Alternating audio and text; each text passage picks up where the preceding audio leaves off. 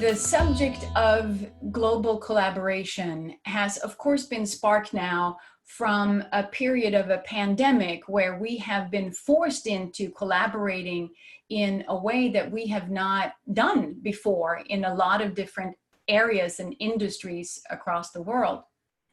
But there are other areas of collaborations that have actually emerged as a result of the discussions that we have had in the Becoming of Business talking circles. And one of the collaborative aspects has been with nature, the collaboration with nature. And Chief Perry from the Ramapo-Lenape Indians, he is, and his tribe is now trying to institute the rights of water rather than having rights to water, so that the earth and what we have now seen as a resource, water is a resource, we're actually completely, with their help and with their attunement with nature, we are being helped in our discussions and our actions moving forward by personifying, if you will, water as an entity that has rights. And so as we fold in this we have a very large topic today, which is global collaboration, right? We are interested in folding your wisdom into this larger wave that's called the Becoming of Business, where we are wanting to impact from our joint wisdom perspective, the trajectory of the evolution of business, and dare I say the whole world, because business is the largest social platform in the world, and evolution will happen. The question is, how will it happen? And as evolutionary biologist Kurt Johnson has already shared with us, is that given the option of good, and especially good of the whole, evolution will choose that. And it has shown us over and over that that is what evolution will choose. So really what we are doing here is that we are coming together to give the choice of good for evolution.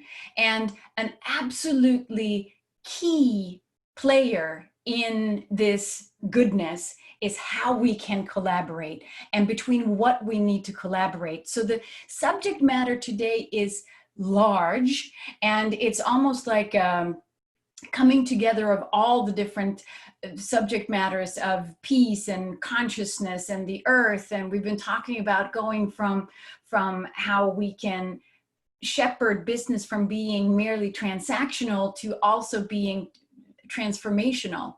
I would just love to share a little bit of my experience of changes in global collaboration, because being in the FBI on 9/11 and being in the FBI prior to 9/11 and post 9/11, I saw enormous transformation forced as a result of those attacks, much in a different way, but much as we're dealing with a global pandemic now and how that is bringing about change.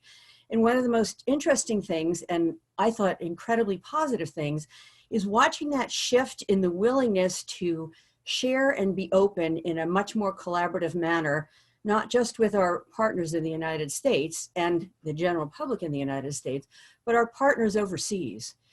One of the things that was historic is that when there was an investigation, the desire was, okay, I want to keep it here. I want information from this person and that person, but I want to keep it here. I want to prosecute it here. And the sea change that occurred is that in conversation and realizing that we all had one shared mission together, and we were going to be far more effective by bringing the strengths that each of us had as people, as nations, and as agencies together, and amplify what we could do on the basis of those strengths. And one key way was that we made a decision that rather than push for every prosecution to be in the United States, that the decision was who's best positioned to bring this to justice in a rapid, fair, and effective manner. And the recognition that it didn't always have to be here was really, really transformative with our partners as well, because it empowered everyone.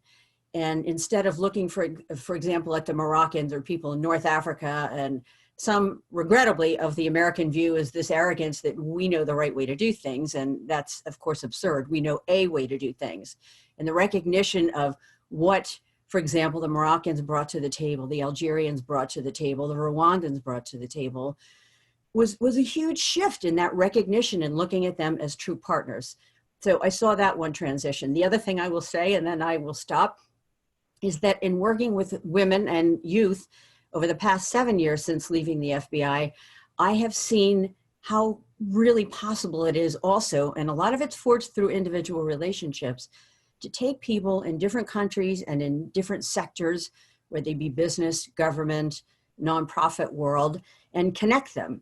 I love connecting people. That's one of my passions. And so I have found how really easy it can be to say, okay, I'm going to take this woman entrepreneur who's based in Mumbai, and you know what? I know this other person in Nigeria that she needs to be connected with. And there's also a young woman in Rabat, Morocco. So let's get these people together and see how they can support one another and build their own businesses, because these are all women entrepreneurs, in a way that reflects well on society, but also allows them to build their business. And that is a key thing too, a recognition that we are part of a greater whole, and we are one people, whether some people like it or not. And I have seen the power and the amplification of voices and the ability of these people to do good and for their businesses to grow at the same time with that sort of an approach. I was just thinking about how miraculously beautiful the transformation of the cultural exchange and the international education industry has become over the last several years. 20 years ago, there was a time when none of the competitors in the industry shared ideas, shared concepts. If we attended conferences, we sort of kept our cards close to our chests. We didn't, share any industry secrets. We were all sort of out for ourselves. And over a period of time, and I do believe that part of this is a result of there being a more spiritual infusion into our perspectives, even if we don't necessarily articulate it in some environments. I'm less likely to talk about this in, for example, if I'm attending a meeting in Washington, DC, but I've done a lot of heart math training, for example. And what I've noticed is that I think other people have too. And so if we bring this sort of element of goodwill, and that there is a transcendence beyond just the words of what we're talking about to bring people together, all of a sudden what we're seeing is that we're really talking so much more deeply. In the last few years, we're no longer talking about ourselves as competitors. We're meeting on a regular basis to resolve our issues collectively. There's a collaboration that is taking place that is so heartwarming, to be really honest. I mean, we're facing some enormous challenges between COVID-19 and other things. There's a lot of challenges right now, but there's an element of positivity and hope that I haven't seen really ever before. It's only in the last few years that I'm starting to see this. And I'm also seeing it with the element of youth that we're empowering and their community outreach. So working with 85 countries around the world and empowering youth to then make an impact on their communities and doing the kind of networking that you're talking about, Lauren. It's incredible what can be accomplished by just opening up to a broader conversation. Actually wanted to bring specifically Richard into the mix because you have so much experience of not only being a person who facilitates these kinds of meetings, you have also structured formats and specific conferences where people come together that allows for this kind of exchange. Do you want to share any reflections on what's been said so far? Absolutely. I cannot say no to Linda. I was going to go last. But I want to follow up a little bit with Laura. You say the last couple of years, there's an openness and collaborativeness that's happening. But something pretty miraculous for me these couple of last months is I feel it more than ever the last 4 or 5 months. You know, we've heard of different kind of sound bites, different kind of way of interpreting what are the positive side of COVID. And I think one of them is really the humbling of humanity. I think the fact is, I've seen the biggest people, the most confident people becoming a bit more modest. And I think that's why I also think Linda, is amazing that you're doing this, is because I really think this is an incredible time to do things, because there has not been a time like this. You know, Lauren, I was in New York, I was in NoHo when 9/11 happened. I actually watched when, sadly, everything happened in front of me. And I think in many ways, all the great stories that we have heard of New Yorkers is really touching. And I looked at, I'm very close to Japan, and look at the tsunami that happened in Japan. And you take those humanism stories from these kind of situations. You know, there's somewhere out there, I'm still trying to find it online. There are 20 lessons, there's a story called 20 Lessons You Can Learn from Japan. 20 human lessons you can learn from Japan after what they went through with tsunami. It was absolutely incredible. It's like, how do we all become this way? I wrote down a couple of words within the conversation, and you know, I think these words are pretty important to me in the way of thinking nowadays. And I will answer Linda's question about collective wisdom. And one word that comes back very often is the word giving. You know, and time over time, and I just went through a class yesterday where the word that really stood out the most was, how do we give? I think if brands and companies and communities and institutions can keep finding ways of giving. It's like, I would never ask somebody for something without thinking first, what is it I can give that person first, right? And of course, the give and take. And one word that I've come across quite a bit now and focusing on it quite a lot is edge. The edge of. I think there are incredible companies that are more formed with the name edge in it, because I think very often the central of it, the core of any organizations, institutions, or systems needs to change a little bit. And some of the brightest people are right at the fringe, at the edge. And we can look at it from quite a lot of, from even the most conservative sections. You know, some years ago, I used to call this the 5% change.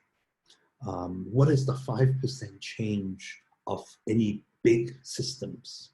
You know, I look at even MIT with the 5 big schools, they came up with MIT Media Lab.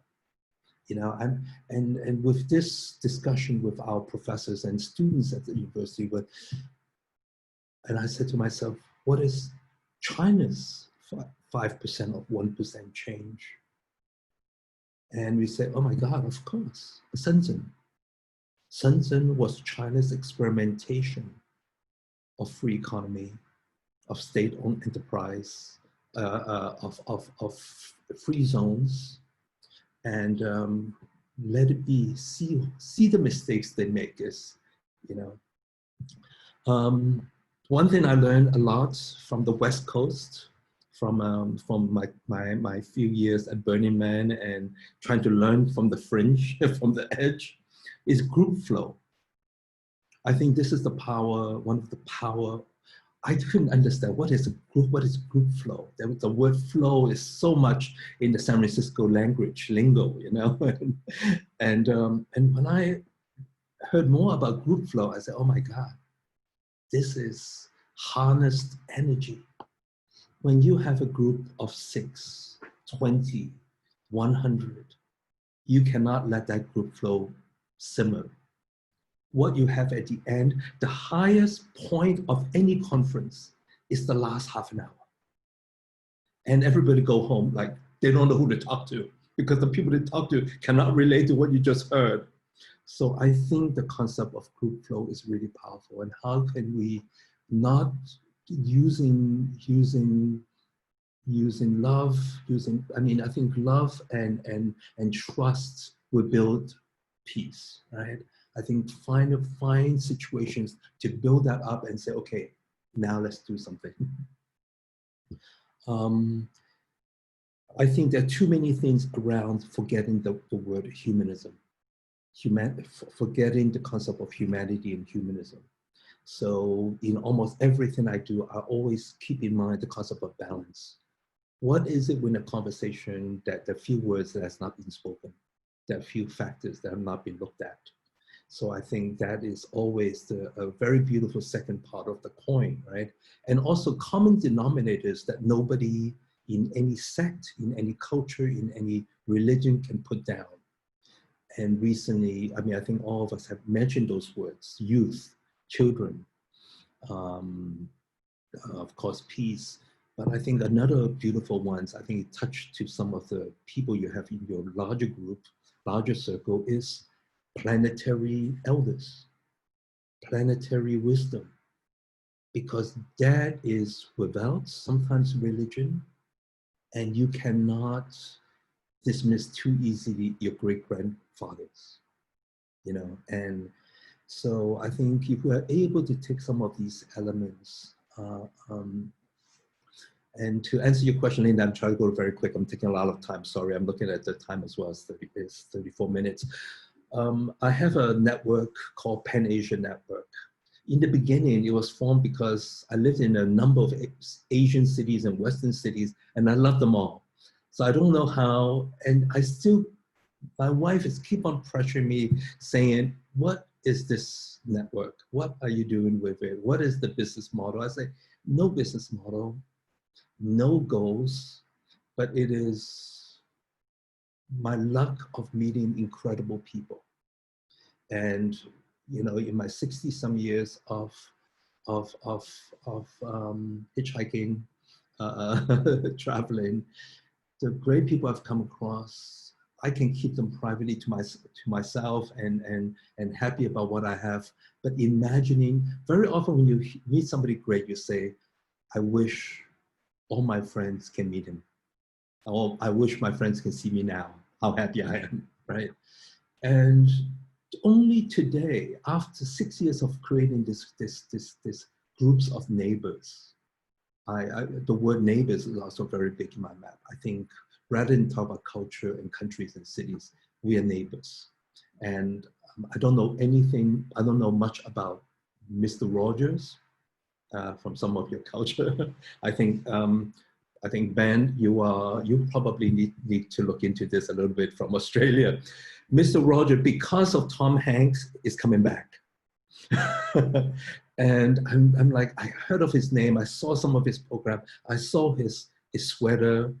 So I recently looked a little bit more into what he has done and how he has touched America, how he has changed the idea of presentations and telling stories and convincing people.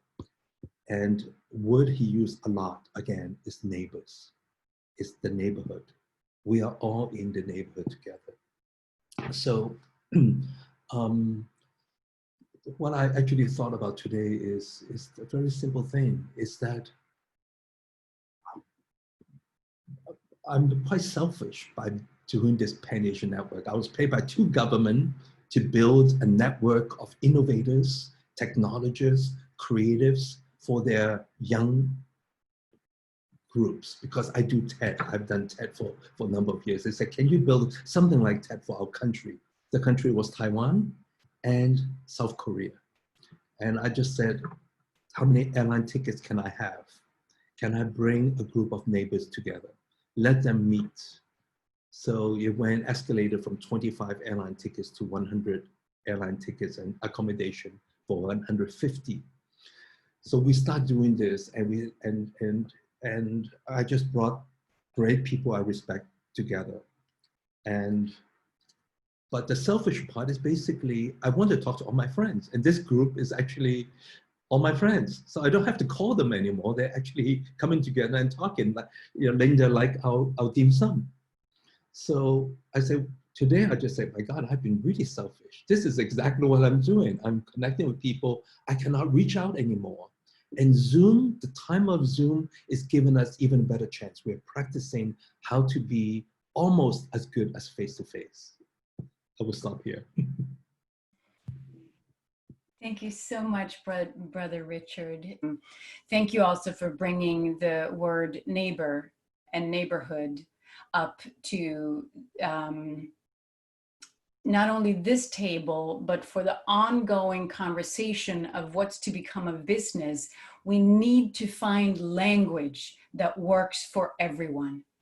And when spirituality is talking about peace and unity, the business and science world hears kumbaya, blah, blah, blah.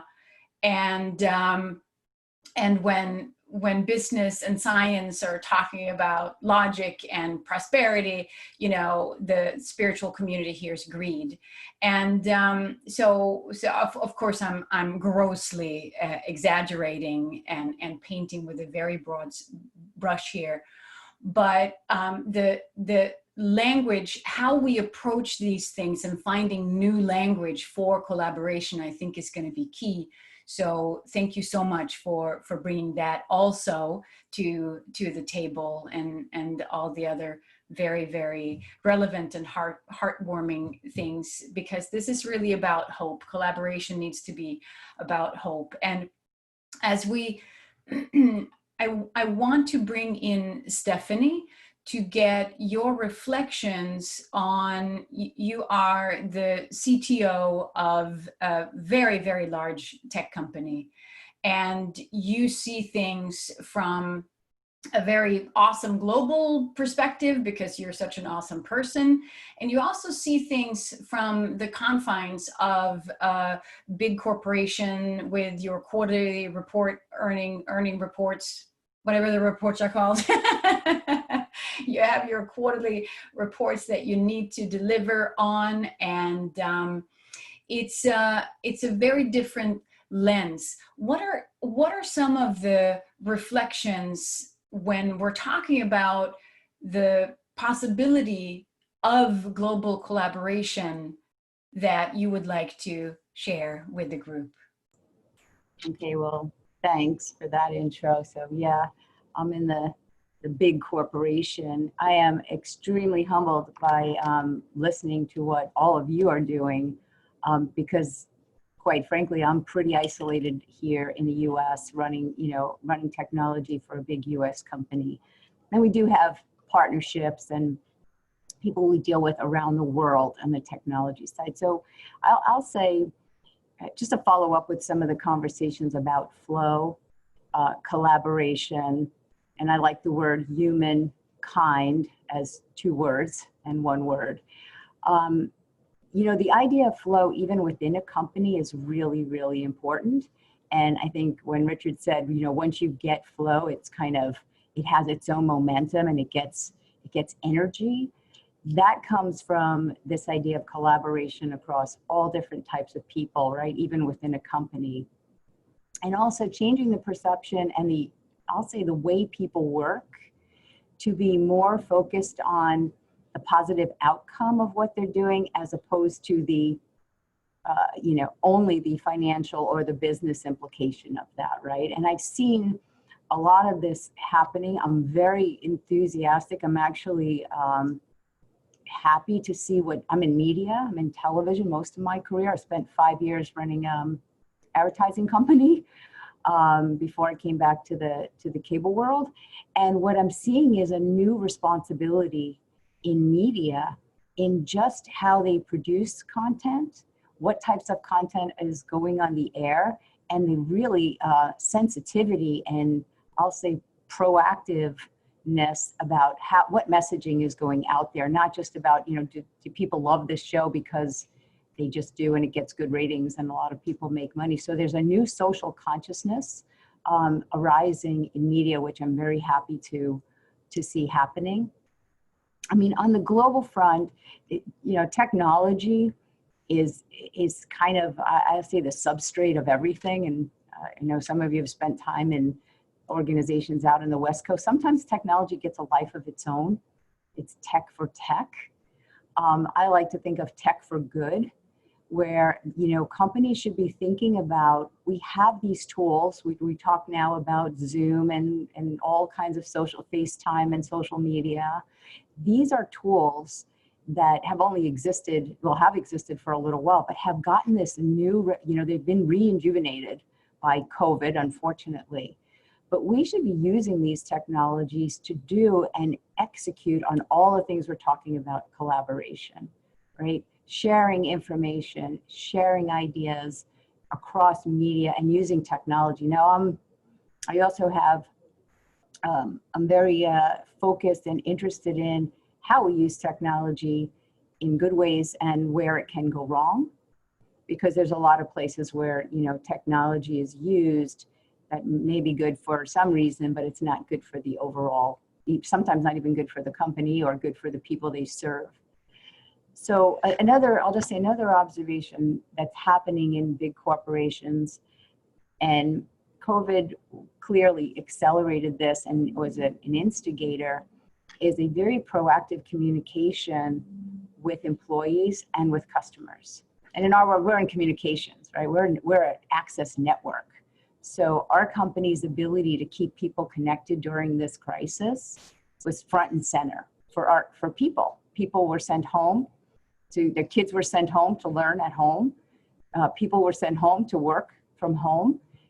You couldn't go shopping anymore, right? You needed to use technology. So our company was very proactive about making sure that our customers were getting what they need in order to survive and do their business through this, through the crisis.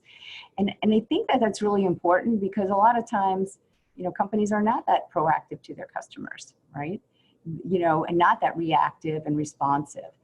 So I think it's, and I'll say this because I'm a technologist, I think there's so much good to be done by putting the right technology in the hands of everyone, so that we don't have this big divide. I mean, you can imagine the discrepancies of people who, you probably know some people who their kids came home and they didn't have enough computers in the house so they could all be online learning at the same time, or they didn't have the right type of connectivity, right? Or the right tools. So these are things, that those are the gaps from a global technological perspective that we all need to be conscious of, because we can create networks of people, and we can create networks of ideas and networks of companies, but it's really how we do that and breaking down those barriers between geography, technology, economic barriers, so that people have the ability to actually bring their ideas to the table and be heard. So I don't want to say the whole world's about technology, right? Because it's an interesting thing. I spend a lot of time with online learning. And I think that's a huge transformation that's happened before the crisis, but I see a world really maybe this September where a large part of the United States might be learning from home, right? So there's all of these sea changes of things happening, but at the underlying core, it's all about collaboration, having access to the information, right? The student is now having access to the teacher the same way we're talking here today.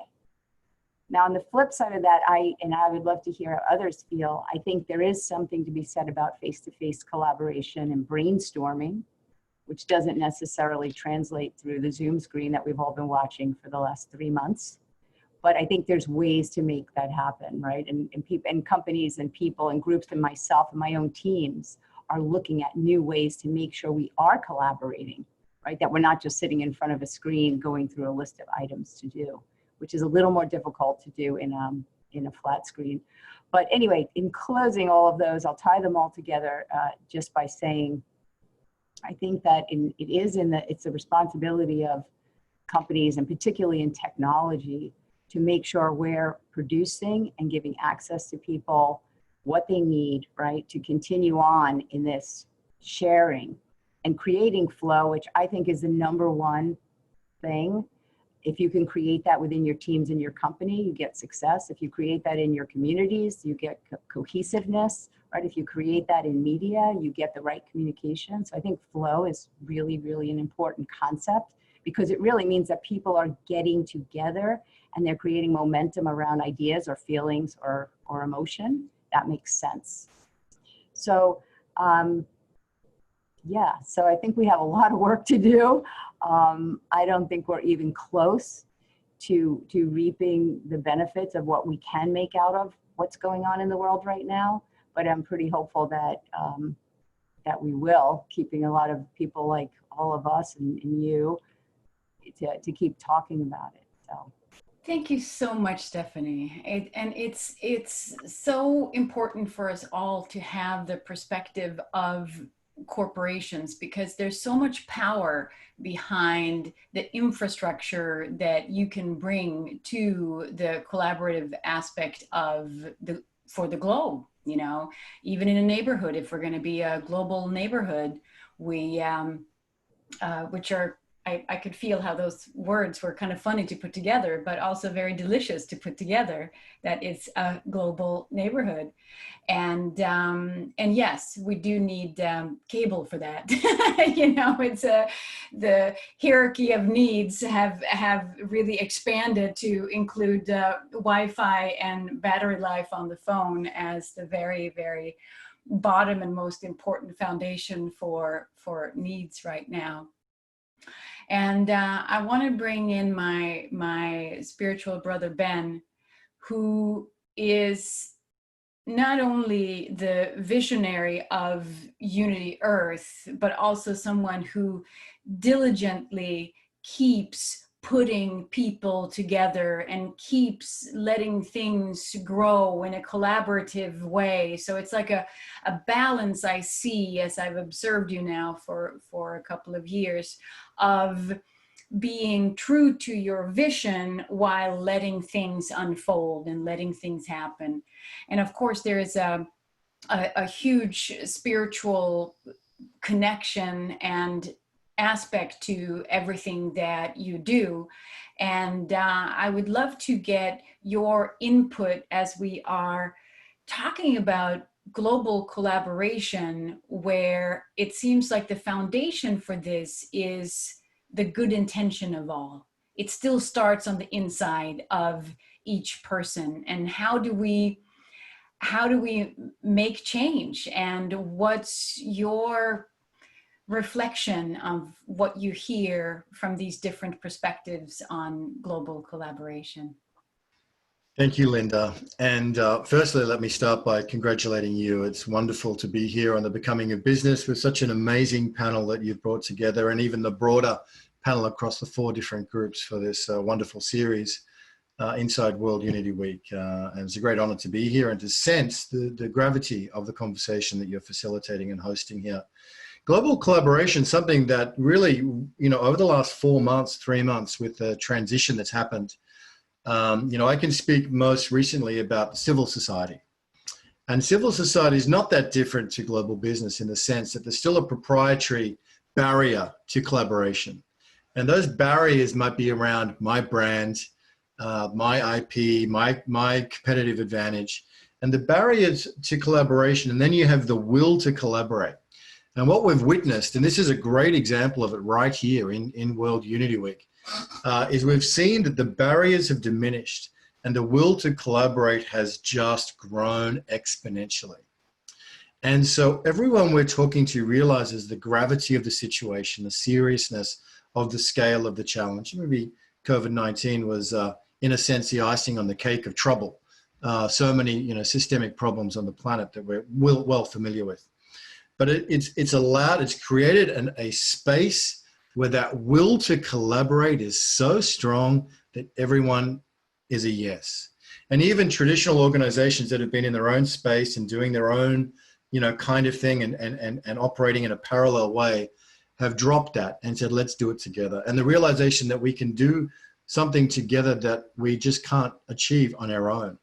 And the other realization that the problems that we have collectively as a human family are far too big for anything, a business, organization, country, nation, people, race, or anything to solve. It really is going to take all of us coming together. So what we've seen with this unique collaboration of 100 global organizations, brands, and initiatives coming together for World Unity Week, I see as indicative, almost like a bit of a symbol for which way the wind is blowing. Now, the difference between civil society and business is that civil society doesn't typically generate any money. And so it's really business that's the fire. I have a candle here in front of me tonight here in Melbourne. And it's interesting, they say about fire that it's a wonderful servant and a terrible master. And it strikes me that it's exactly true of business as well. Business has been a wonderful servant for humanity, but it hasn't been a very kind master for us. And we, in the absence of a philosophical framework where business and the fire of capitalism is in service to something greater than itself, is in service to something greater than itself, whether that's the good of the whole, or whether that's some passion or some purpose or some meaning, then we've seen that it's been a runaway just about profit, and that has led us to the brink of destruction. So the great hope is realigning those values, as we've heard so wonderfully from Lauren and Laura, Richard and Stephanie here in this session, about realigning those values so that the great power of business can be in service to the evolution of humanity. And I'm also heartened, as has been spoken of in this panel here today, that more and more people are looking to the values of meaning in their work and in their business and in their enterprise, looking to the high value of purpose. We have the launch of Purpose Earth this week as well, that Laura and husband are very involved in. And this is on the rise. If I think back to coming of age in the 80s, the dream of that time in our culture was wealth. It was to have, think back to Dallas and was it The Young and the Beautiful and these different shows back then. The dream was about wealth, having an island in the Caribbean and helicopters to take you there and Learjets to bring you there and houses in Hawaii. But now the dream has changed, and young people in the younger generation are less obsessed with that. And they're thinking about, what can I do for social justice, and what can I do to rebalance our position with ecology, and what can I do to make a better impact on our world? The dream has changed, and in that we find great optimism. So the becoming of business is realigning itself with a higher value than just mere profit. There's nothing wrong with profit. Profit's a good thing. We can discuss that and debate that, and there are many views on that. But essentially, it's not the profit motive. It's the profit motive run wild, unencumbered and unconditioned by anything higher. So I really see in the conversation that you're fostering here, Linda, about the becoming of business, how can we harness that great force on the planet towards collaboration, towards meaning, towards purpose, and towards higher values. And I see it happening. And I feel we're at a real tipping point now, because people's dream has changed. And that shows to me that we're on the verge of a new reality. Speaking of what is in the way of this new dream, speaking of new language that we introduce to this becoming, I think that defining a new dream, which will happen, evolution will happen anyway. But the question is, can we steer it in a direction where A, we continue actually inhabiting this earth, and B, can we also thrive in the process? Because none of those two are given.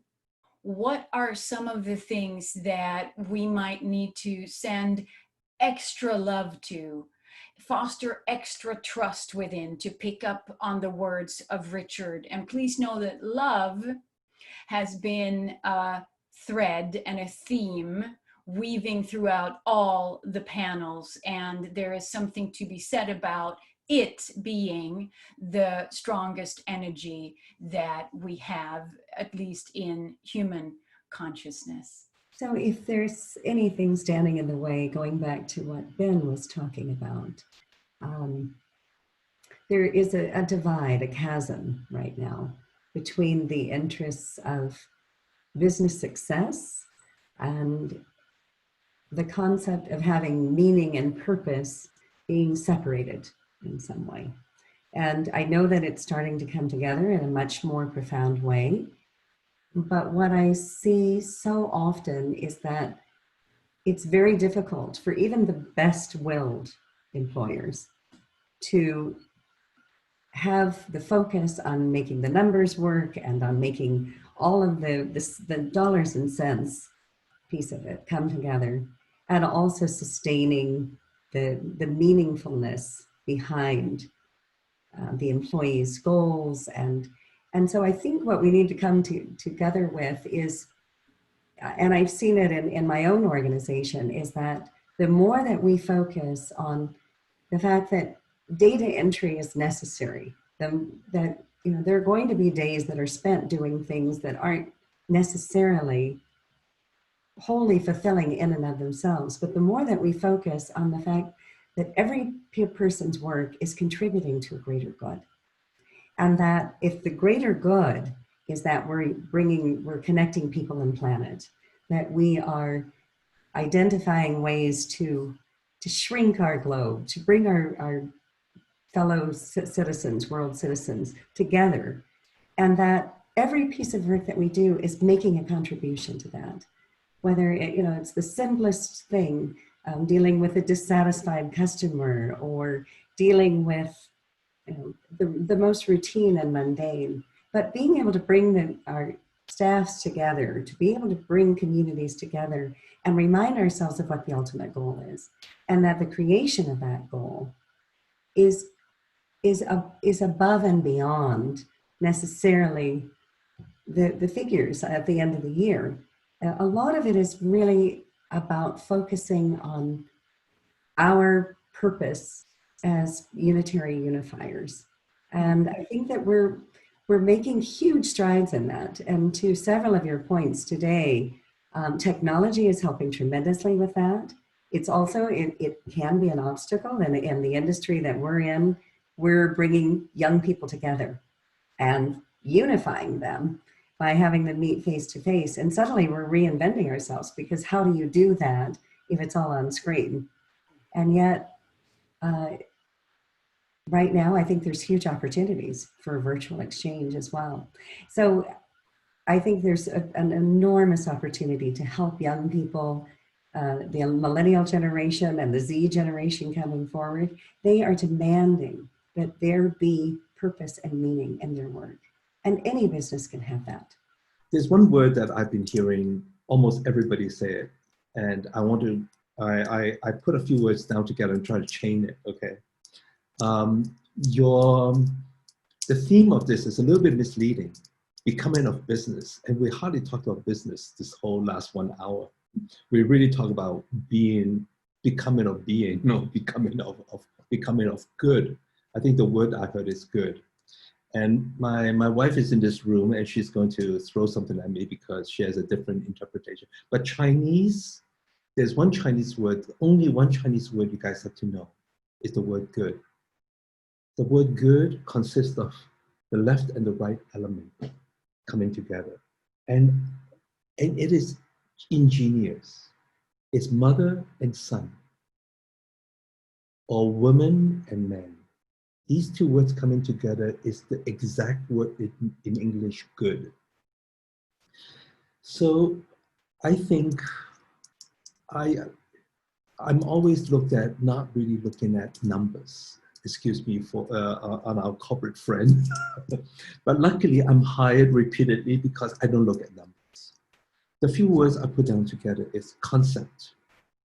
If the concept is strong enough for us to wake up in the morning and go to sleep late. Intention, an intention, same as the concept, right? Guiding the concept or the two back and forth. System, the community around it. That means the staff, the dream team on it. The ingenuity of the dream team. 20 years ago, there was a book called, in the advertising world, called The Love Mark, and a love brand. But I think what's interesting is if we find a way, and one thing that I'm looking at, some of the work that my wife and I are doing right now, every one of them, our funnel is how good are they? we will not settle for anything otherwise, or we have to find a way to push that within that system. If our community of 2,100, if we can share that and have it pass it forward. So it's suddenly ingrained that do business good, technology for good, business for good, design a culture for good. And I believe the money will follow. I think one of the gifts of what we've been going through with this global pandemic, speaking specifically about business, becoming business and global collaboration, is the incredible willingness and the generosity of businesses of all types around the world and their leaders in sharing their knowledge and their expertise at no cost or at minimum cost to so many people in the world. I personally have had the opportunity to take advantage of sitting in on discussions with, for example, the Economic Club of New York that I would never be a member of, I would never normally have access to, but the generosity and the gift of businesses and organizations of sharing their expertise with a wider public has been phenomenal, absolutely phenomenal. And I would love to see that as something that continues in some format. I recognize businesses have to earn money, but the goodness in sharing what they have now during this pandemic has really been awesome. The other piece that I will say to that is I think that something that's both a challenge, but also an opportunity is the fact that this pandemic has told all of us how similar we are, not how different we are. Our similarity in experiences, our similarity in what's happening to our families, our friends, our health, our businesses is far greater than our differences. And to me, this is such an inflection point in time to be able to say, okay, what we are going through in the United States is the same as what's going on in Spain and what you're seeing, Laura Rose, and what's going on with friends of mine in India.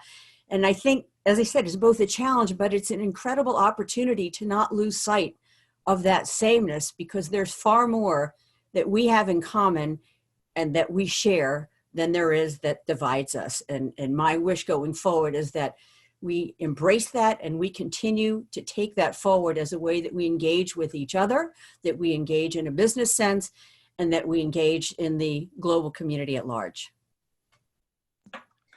And that, yes. I Go apologize. ahead, Tiffany. I have to jump as well. I'm late for 9, but this has been amazing to listen to all of you. I will echo what Lauren just said. I've had a lot of conversations with staff and other companies. I sit on a lot of big consortiums of companies like my own, where we talk about what's going on with the pandemic. The single thread that is unique and the same is that there's no boundary here. The pandemic has made us all realize this is a global event. You can't, after 9/11, you could leave New York City and go to Florida.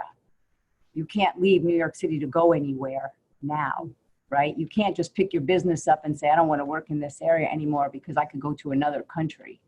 So the globalness of the event has been a real eye-opening and sobering catalyst to how we have to do business. So I think you all hit it right on. And I think, if we continue to have businesses pay more attention to humans and pay real attention to how our workforces feel and behave, we will all be in a better place. Everything can be translated from the macro to the micro and from the global to the individual. And we know from our own lives and from other people's lives that personal crises hit. And sometimes people take that as catalyst to actually make a change. Other times you go from one crisis to another, and you never learn. And you can see this with yourself and with other people. And being that I'm an executive coach, boy, do I have stories.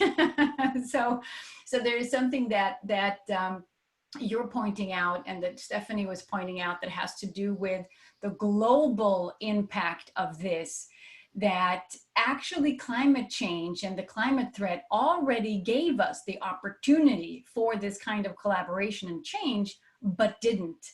And so we get hit once again. And so if we can find parallels with the individual and the global, perhaps we can actually this time take the invitation that you're talking about, Lauren, which is to continue not just thinking about me first, continue not having the teenager run the show of business and the world and everything connected to it, but actually having that adult saying, you know what, let's learn from this and let's grow from this. And here are the new action steps and the new systems and the new attitudes and the new connectedness to our hearts that we need to have. How do we even summarize the Becoming of a Business first round of circles? It is impossible. And we're not really meant to come to any grand conclusions in these groups.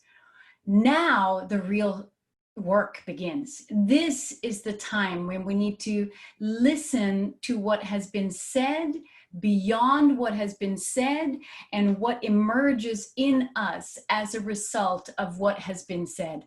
How can we use these insights and what is bubbling up on the inside of us, our wisdom, and how can we start forming principles, new language, guidelines, so that we can help businesses start making the transition from being this teenager with a me first, unsustainable attitude into this adult, a cool adult, a fun adult, but has the whereabouts to fold in the bigger perspective, to actually think about the whole family and the whole neighborhood of this globe.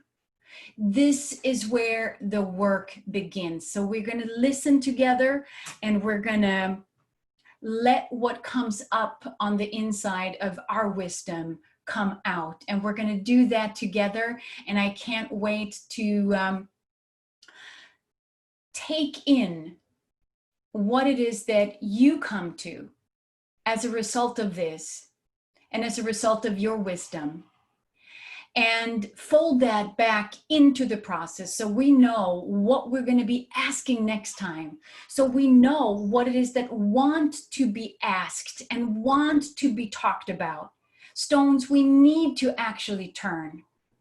And with that, I'm going to say thank you so much for being part of this global evolutionary project, this crazy idea that we can actually come together from across the globe and not be victims of what would happen with evolution if we do nothing, but actually acting and stepping forward with the goodness and wisdom in us so that we can change and help the trajectory of evolution. And we do that by one thing and one thing only, and that is to find ways to offer evolution the choice of good. Offer evolution the choice of the goodness of the whole. And if we are clear in that choice and in that offering, evolution will choose that. So I thank you for being part of this. Much love.